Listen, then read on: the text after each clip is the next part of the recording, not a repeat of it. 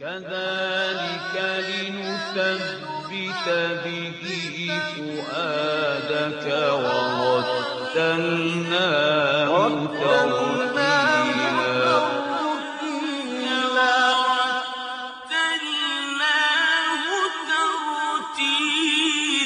أيها الإخوة والأخوات، نستمع الآن إلى تلاوة الجزء 9 من القرآن الكريم ضمن المصحف الكامل بصوت القارئ الشيخ سعد الغامدي. أعوذ بالله من الشيطان الرجيم. قال الملأ الذين استكبروا من قومه لنخرجنك يا شعيب والذين آمنوا معك من قريتنا أو لتعودن في ملتنا. قال أولو كنا كارهين قد افترينا على الله كذبا إن عدنا في ملتكم بعد إذ نجانا الله منها وما يكون لنا أن نعود فيها إلا أن يشاء الله ربنا وسع ربنا كل شيء علما على الله توكلنا ربنا افتح بيننا وبين قومنا بالحق وأنت خير الفاتحين. وقال الملأ الذين كفروا من قومه لئن اتبعتم شعيبا إنكم إذا لخاسرون.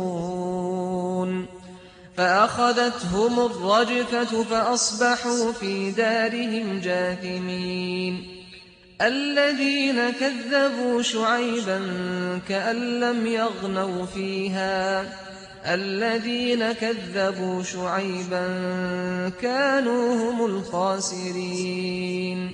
فتولى عنهم وقال يا قوم لقد أبلغتكم رسالات ربي ونصحت لكم فكيف آسى على قوم كافرين. وما أرسلنا في قرية من نبي إلا أخذنا أهلها بالبأساء والضراء لعلهم يضرعون. ثم بدلنا مكان السيئة الحسنة حتى عفوا وقالوا قد مس آباءنا الضراء والسراء فأخذناهم بغتة وهم لا يشعرون. ولو أن أهل القرى آمنوا واتقوا لفتحنا عليهم بركات من السماء والأرض ولكن كذبوا فأخذناهم بما كانوا يكسبون. أفأمن أهل القرى أن يأتيهم بأسنا بياتا وهم نائمون. أوأمن أهل القرى أن يأتيهم بأسنا ضحى وهم يلعبون. أفأمنوا مكر الله فلا يأمن مكر الله إلا القوم الخاسرون. أولم يهد للذين يرثون الأرض من بعد أهلها أن لو نشاء أصبناهم بذنوبهم ونطبع على قلوبهم فهم لا يسمعون. تلك القرى نقص عليك من أنبائها ولقد جاءتهم رسلهم بالبينات فما كانوا ليؤمنوا بما كذبوا من قبل كذلك يطبع الله على قلوب الكافرين. وما وجدنا لأكثرهم من عهد وإن وجدنا أكثرهم لفاسقين. ثم بعثنا من بعدهم موسى بآياتنا إلى فرعون وملئه فظلموا بها فانظر كيف كان عاقبة المفسدين. وقال موسى يا فرعون إني رسول من رب العالمين حقيق على ألا أقول على الله إلا الحق قد جئتكم ببينة من ربكم فأرسل معي بني إسرائيل. قال إن كنت جئت بآية فأت بها إن كنت من الصادقين. فألقى عصاه فإذا هي ثعبان مبين ونزع يده فإذا هي بيضاء للناظرين. قال الملأ من قوم فرعون إن هذا لساحر عليم يريد أن يخرجكم من أرضكم فماذا تأمرون؟ قالوا أرجه وأخاه وأرسل في المدائن حاشرين يأتوك بكل ساحر عليم. وجاء السحرة فرعون قالوا إن لنا لأجرا إن كنا نحن الغالبين. قال نعم وإنكم لمن المقربين. قالوا يا موسى إما أن تلقي وإما أن نكون نحن الملقين. قال ألقوا. فلما ألقوا سحروا أعين الناس واسترهبوهم وجاءوا بسحر عظيم. وأوحينا إلى موسى أن ألق عصاك فإذا هي تلقف ما يأفكون. فوقع الحق وبطل ما كانوا يعملون فغلبوا هنالك وانقلبوا صاغرين. وألقي السحرة ساجدين قالوا آمنا برب العالمين رب موسى وهارون. قال فرعون آمنتم به قبل أن آذن لكم إن هذا لمكر مكرتموه في المدينة لتخرجوا منها أهلها فسوف تعلمون. لأقطعن أيديكم وأرجلكم من خلاف ثم لأصلبنكم أجمعين. قالوا إنا إلى ربنا منقلبون. وما تنقم منا إلا أن آمنا بآيات ربنا لما جاءتنا ربنا أفرغ علينا صبرا وتوفنا مسلمين. وقال الملأ من قوم فرعون أتذر موسى وقومه ليفسدوا في الأرض ويذرك وآلهتك قال سنقتل أبناءهم ونستحيي نساءهم وإنا فوقهم قاهرون. قال موسى لقومه استعينوا بالله واصبروا إن الأرض لله يورثها من يشاء من عباده والعاقبة للمتقين.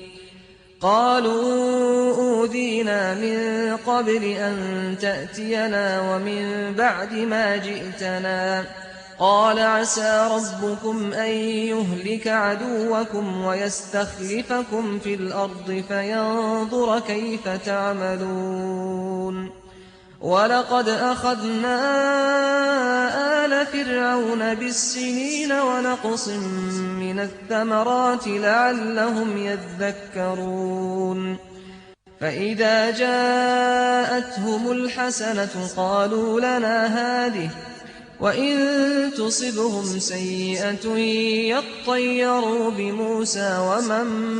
مَّعَهُ ۗ أَلَا إِنَّمَا طَائِرُهُمْ عِندَ اللَّهِ وَلَٰكِنَّ أَكْثَرَهُمْ لَا يَعْلَمُونَ وَقَالُوا مَهْمَا تَأْتِنَا بِهِ مِنْ آيَةٍ لِّتَسْحَرَنَا بِهَا فَمَا نَحْنُ لَكَ بِمُؤْمِنِينَ فَأَرْسَلْنَا عَلَيْهِمُ الطُّوفَانَ وَالْجَرَادَ وَالْقُمَّلَ وَالضَّفَادِعَ وَالدَّمَ آيَاتٍ مُّفَصَّلَاتٍ فَاسْتَكْبَرُوا وَكَانُوا قَوْمًا مُّجْرِمِينَ وَلَمَّا وَقَعَ عَلَيْهِمُ الرِّجْزُ قَالُوا يَا مُوسَى ادْعُ لَنَا رَبَّكَ بِمَا عَهِدَ عِندَكَ لئن كشفت عنا الرجز لنؤمنن لك ولنرسلن معك بني إسرائيل فلما كشفنا عنهم الرجز إلى أجل هم بالغوه إذا هم ينكثون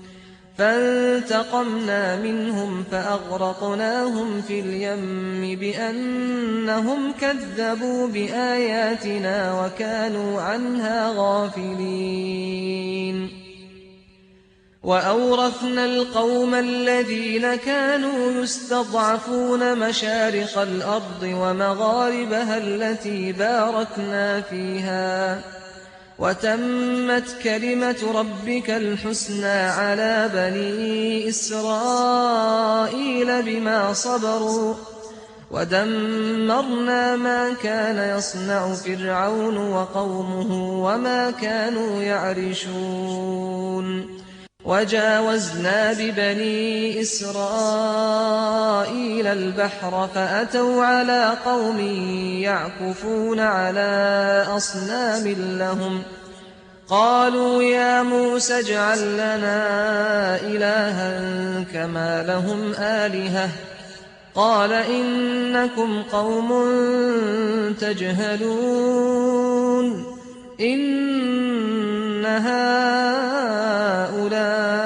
متبر ما هم فيه وباطل ما كانوا يعملون قال أغير الله أبغيكم إلها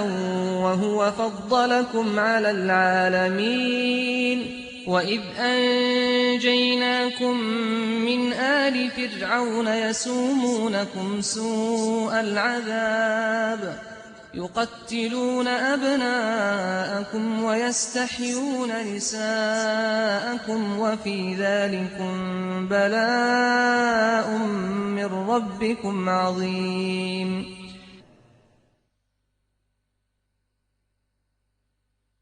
وواعدنا موسى 30 ليلة وأتممناها ب10 فتم ميقات ربه 40 ليلة وقال موسى لأخيه هارون اخلفني في قومي وأصلح ولا تتبع سبيل المفسدين ولما جاء موسى لميقاتنا وكلمه ربه قال رب أرني أنظر إليك قال لن تراني ولكن انظر إلى الجبل فإن استقر مكانه فسوف تراني فلما تجلى ربه للجبل جعله دكا وخر موسى صعقا فلما أفاق قال سبحانك تبت إليك وأنا أول المؤمنين قال يا موسى إني اصطفيتك على الناس برسالاتي وبكلامي فخذ ما آتيتك وكن من الشاكرين وكتبنا له في الألواح من كل شيء موعظة وتفصيلا لكل شيء فخذها بقوة وأمر قومك يأخذوا بأحسنها سأريكم دار الفاسقين سأصرف عن آياتي الذين يتكبرون في الأرض بغير الحق وإن يروا كل آية لا يؤمنوا بها وإن يروا سبيل الرشد لا يتخذوه سبيلا وإن يروا سبيل الغي يتخذوه سبيلا ذلك بأنهم كذبوا بآياتنا وكانوا عنها غافلين والذين كذبوا بآياتنا ولقاء الآخرة حبطت أعمالهم هل يجزون إلا ما كانوا يعملون واتخذ قوم موسى من بعده من حليهم عجلا جسدا له خوار ألم يروا أنه لا يكلمهم ولا يهديهم سبيلا اتخذوه وكانوا ظالمين ولما سقط في أيديهم ورأوا أنهم قد ضلوا قالوا لئن لم يرحمنا ربنا ويغفر لنا لنكونن من الخاسرين ولما رجع موسى إلى قومه غضبان أسفا قال بئس ما خلفتموني من بعدي أعجلتم أمر ربكم وألقى الألواح وأخذ برأس أخيه يجره إليه قال ابن أم إن القوم استضعفوني وكادوا يقتلونني فلا تشمت بي الأعداء ولا تجعلني مع القوم الظالمين قال رب اغفر لي ولأخي وأدخلنا في رحمتك وأنت أرحم الراحمين إن الذين اتخذوا العجل سينالهم غضب من ربهم وذلة في الحياة الدنيا وكذلك نجزي المفترين والذين عملوا السيئات ثم تابوا من بعدها وآمنوا إن ربك من بعدها لغفور رحيم ولما سكت عن موسى الغضب أخذ الألواح وفي نسختها هدى ورحمة للذين هم لربهم يرهبون واختار موسى قومه 70 رجلا لميقاتنا فلما أخذتهم الرجفة قال رب لو شئت أهلكتهم من قبل وإياي أتهلكنا بما فعل السفهاء منا إن هي إلا فتنتك تضل بها من تشاء وتهدي من تشاء أنت ولينا فاغفر لنا وارحمنا وأنت خير الغافرين واكتب لنا في هذه الدنيا حسنة وفي الآخرة إنا هدنا إليك قال عذابي أصيب به من أشاء ورحمتي وسعت كل شيء فسأكتبها للذين يتقون ويؤتون الزكاة والذين هم بآياتنا يؤمنون الذين يتبعون الرسول النبي الأمي الأمي الذي يجدونه مكتوبا عندهم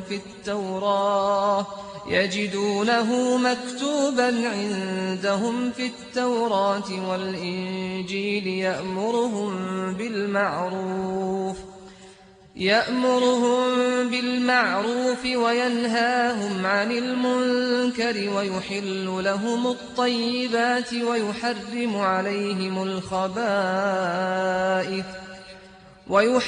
عليهم الخبائث ويضع عنهم إصرهم والأغلال التي كانت عليهم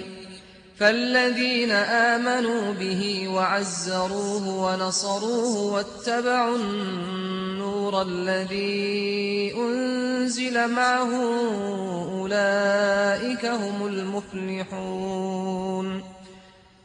قل يا أيها الناس إني رسول الله إليكم جميعا الذي له ملك السماوات والأرض لا إله إلا هو يحيي ويميت فآمنوا بالله ورسوله النبي الأمي الذي يؤمن بالله وكلماته واتبعوه لعلكم تهتدون. ومن قوم موسى أمة يهدون بالحق وبه يعدلون. وقطعناهم 12 أسباطا أمما وأوحينا إلى موسى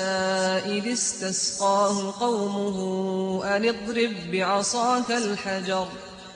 فانبجست منه 12 عينا قد علم كل أناس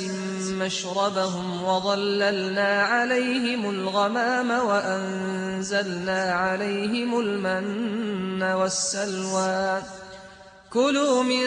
طيبات ما رزقناكم وما ظلمونا ولكن كانوا أنفسهم يظلمون. وإذ قيل لهم اسكنوا هذه القرية وكلوا منها حيث شئتم وقولوا حطة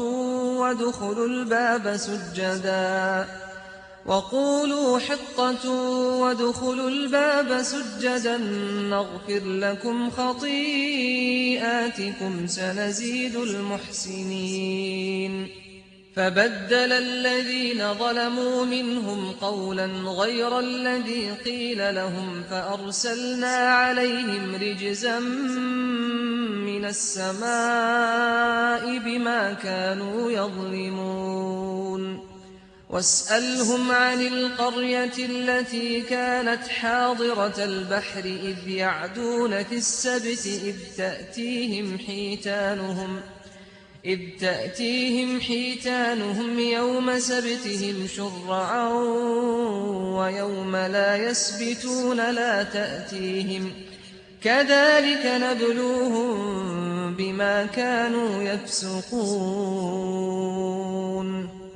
وإذ قالت أمة منهم لم تعظون قوما الله مهلكهم أو معذبهم عذابا شديدا قالوا معذرة إلى ربكم ولعلهم يتقون. فلما نسوا ما ذكروا به أنجينا الذين ينهون عن السوء وأخذنا الذين ظلموا بعذاب بئيس بما كانوا يفسقون. فلما عتوا عما نهوا عنه قلنا لهم كونوا قردة خاسئين. وإذ تأذن ربك ليبعثن عليهم إلى يوم القيامة من يسومهم سوء العذاب إن ربك لسريع العقاب وإنه لغفور رحيم وقطعناهم في الأرض أمما منهم الصالحون ومنهم دون ذلك وبلوناهم بالحسنات والسيئات لعلهم يرجعون فخلف من بعدهم خلف ورثوا الكتاب يأخذون عرض هذا الأدنى ويقولون سيغفر لنا وإن يأتهم عرض مثله يأخذوه ألم يؤخذ عليهم ميثاق الكتاب ألا يقولوا على الله إلا الحق ودرسوا ما فيه والدار الآخرة خير للذين يتقون أفلا تعقلون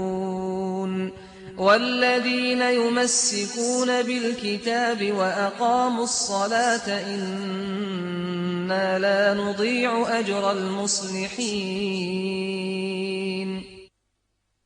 وإذ نتقنا الجبل فوقهم كأنه ظلة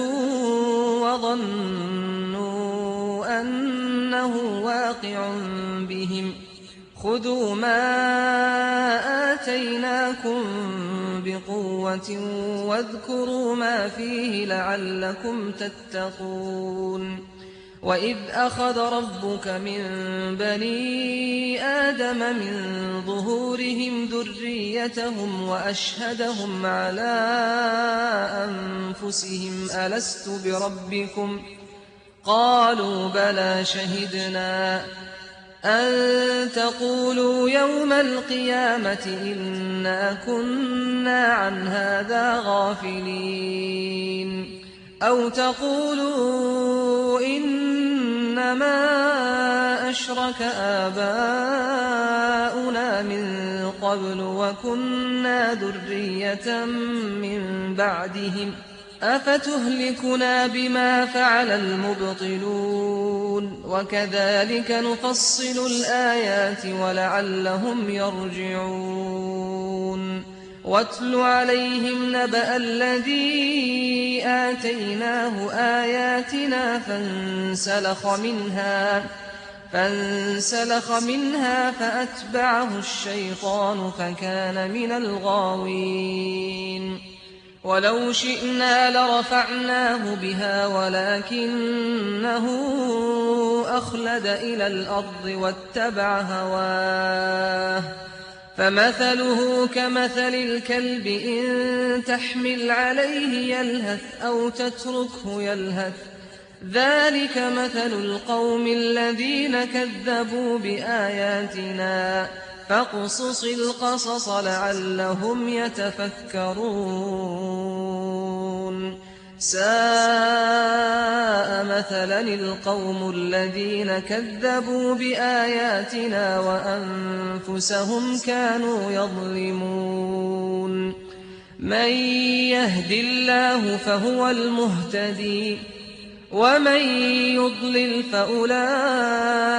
هم الخاسرون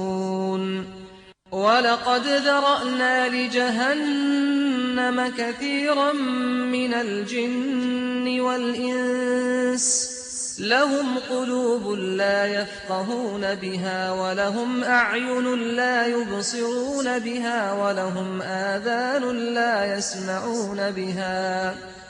أولئك كالأنعام بل هم أضل أولئك هم الغافلون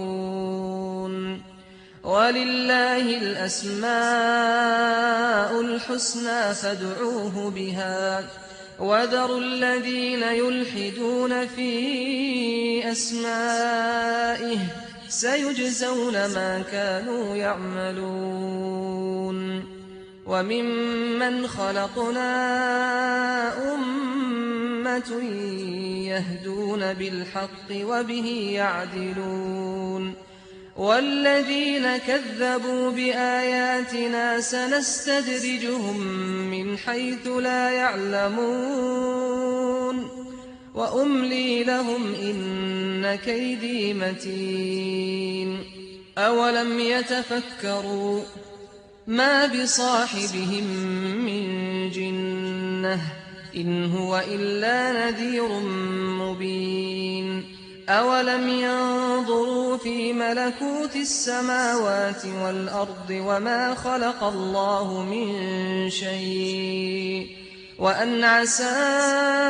أن يكون قد اقترب أجلهم فبأي حديث بعده يؤمنون من يضلل الله فلا هادي له ويذرهم في طغيانهم يعمهون يسألونك عن الساعة أيان مرساها قل إنما علمها عند ربي لا يجليها لوقتها إلا هو ثقلت في السماوات والأرض لا تأتيكم إلا بغتة يسألونك كأنك حفي عنها قل إنما علمها عند الله ولكن أكثر الناس لا يعلمون قل لا أملك لنفسي نفعا ولا ضرا إلا ما شاء الله ولو كنت أعلم الغيب لاستكثرت من الخير وما مسني السوء إن أنا إلا نذير وبشير لقوم يؤمنون هو الذي خلقكم من نفس واحدة وجعل منها زوجها ليسكن إليها فلما تغشاها حملت حملا خفيفا فمرت به فلما أثقلت دعوا الله ربهما لئن آتيتنا صالحا لنكونن من الشاكرين فلما آتاهما صالحا جعلا له شركاء فيما آتاهما فتعالى الله عما يشركون أيشركون ما لا يخلق شيئا وهم يخلقون ولا يستطيعون لهم نصرا ولا أنفسهم ينصرون وإن تدعوهم إلى الهدى لا يتبعوكم سواء عليكم أدعوتموهم أم أنتم صامتون إن الذين تدعون من دون الله عباد أمثالكم فادعوهم فليستجيبوا لكم إن كنتم صادقين ألهم أرجل يمشون بها أم لهم أيدي يبطشون بها أم لهم أعين يبصرون بها أم لهم آذان يسمعون بها قل ادعوا شركاءكم ثم كيدون فلا تنظرون إن وليي الله الذي نزل الكتاب وهو يتولى الصالحين والذين تدعون من دونه لا يستطيعون نصركم ولا أنفسهم ينصرون وإن تدعوهم إلى الهدى لا يسمعوا وتراهم ينظرون إليك وهم لا يبصرون خذ العفو وأمر بالعرف وأعرض عن الجاهلين وإما ينزغنك من الشيطان نزغ فاستعذ بالله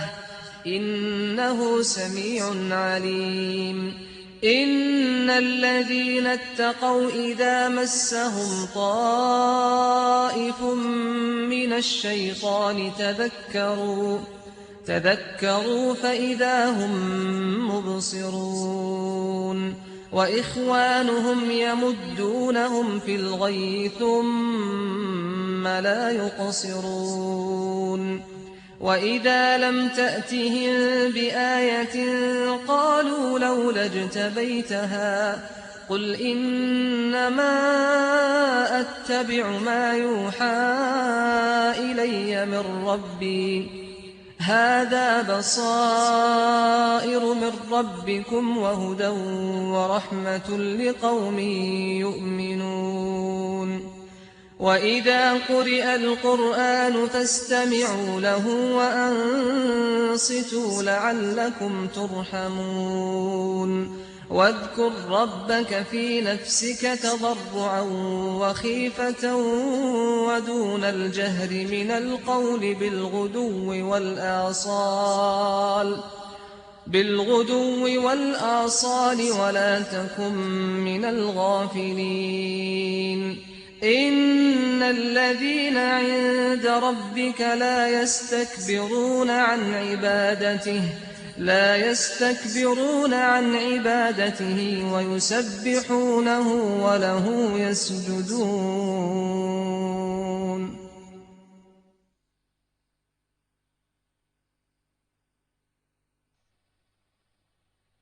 بسم الله الرحمن الرحيم يسألونك عن الأنفال قل الأنفال لله والرسول فاتقوا الله وأصلحوا ذات بينكم وأطيعوا الله ورسوله إن كنتم مؤمنين إنما المؤمنون الذين إذا ذكر الله وجلت قلوبهم وإذا تليت عليهم آياته زادتهم إيمانا وعلى ربهم يتوكلون الذين يقيمون الصلاة ومما رزقناهم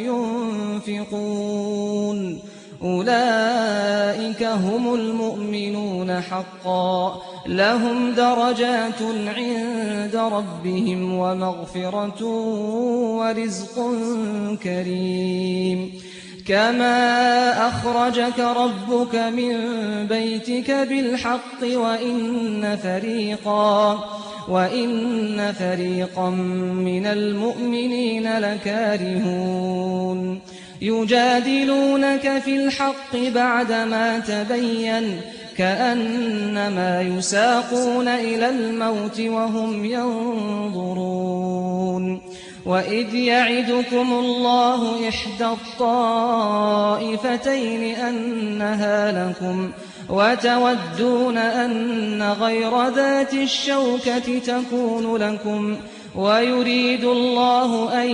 يحق الحق بكلماته ويقطع دابر الكافرين ليحق الحق ويبطل الباطل ولو كره المجرمون إذ تستغيثون ربكم فاستجاب لكم أني ممدكم ب1000 من الملائكة مردفين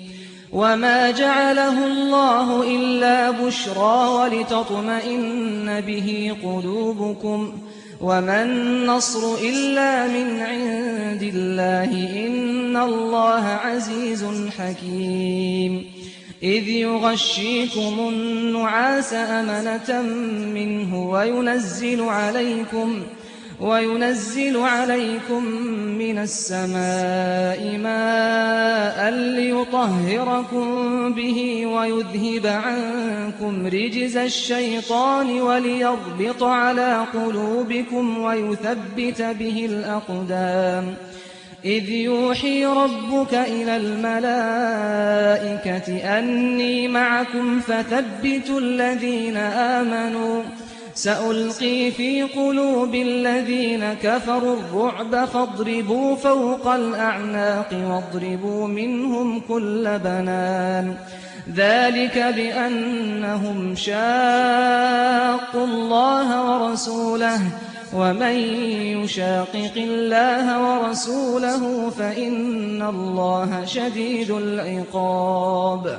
ذلكم فذوقوه وأن للكافرين عذاب النار يا أيها الذين آمنوا إذا لقيتم الذين كفروا زحفا فلا تولوهم الأدبار ومن يولهم يومئذ دبره إلا متحرفا لقتال أو متحيزا إلى فئة فقد باء بغضب من الله ومأواه جهنم وبئس المصير فلم تقتلوهم ولكن الله قتلهم وما رميت إذ رميت ولكن الله رمى وليبلي المؤمنين منه بلاء حسنا إن الله سميع عليم ذلكم وأن الله موهن كيد الكافرين إن تستفتحوا فقد جاءكم الفتح وإن تنتهوا فهو خير لكم وإن تعودوا نعد ولن تغني عنكم فئتكم شيئا ولو كثرت وأن الله مع المؤمنين يا أيها الذين آمنوا أطيعوا الله ورسوله ولا تولوا عنه وأنتم تسمعون ولا تكونوا كالذين قالوا سمعنا وهم لا يسمعون إن شر الدواب عند الله الصم البكم الذين لا يعقلون ولو علم الله فيهم خيرا لأسمعهم ولو أسمعهم لتولوا وهم معرضون يا أيها الذين آمنوا استجيبوا لله وللرسول إذا دعاكم لما يحييكم واعلموا أن الله يحول بين المرء وقلبه وأنه إليه تحشرون واتقوا فتنة لا تصيبن الذين ظلموا منكم خاصة واعلموا أن الله شديد العقاب واذكروا إذ أنتم قليل مستضعفون في الأرض تخافون أن يتخطفكم الناس فآواكم وأيدكم بنصره ورزقكم من الطيبات لعلكم تشكرون يا أيها الذين آمنوا لا تخونوا الله والرسول وتخونوا أماناتكم وأنتم تعلمون واعلموا أنما أموالكم وأولادكم فتنة وأن الله عنده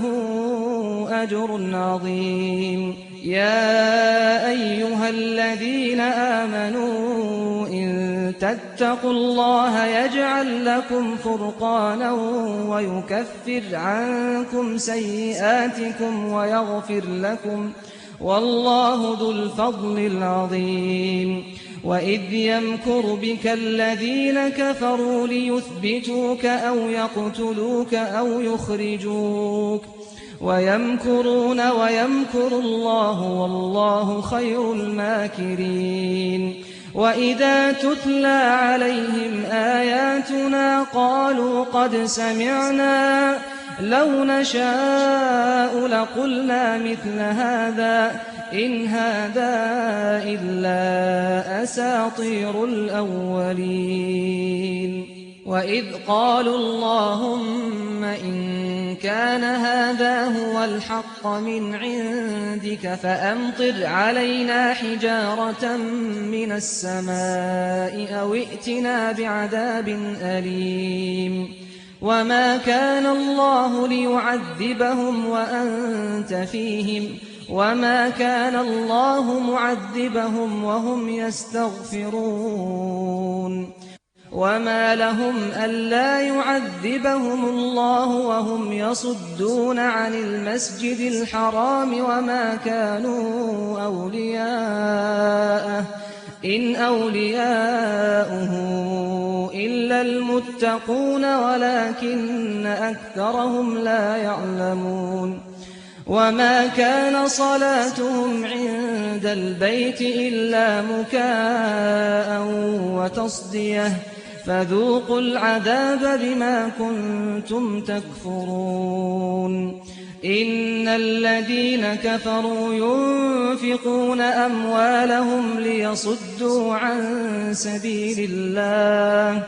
فسينفقونها ثم تكون عليهم حسرة ثم يغلبون والذين كفروا إلى جهنم يحشرون ليميز الله الخبيث من الطيب ويجعل الخبيث بعضه على بعض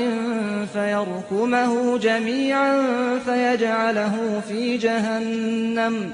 أولئك هم الخاسرون قل للذين كفروا إن ينتهوا يغفر لهم ما قد سلف وإن يعودوا فقد مضت سنة الأولين وقاتلوهم حتى لا تكون فتنة ويكون الدين كله لله فإن انتهوا فإن الله بما يعملون بصير وإن تولوا فاعلموا أن الله مولاكم نعم المولى ونعم النصير. أيها الإخوة والأخوات، وهكذا انتهت تلاوة الجزء المخصص لهذا اليوم ضمن المصحف الكامل للقارئ الشيخ سعد الغامدي.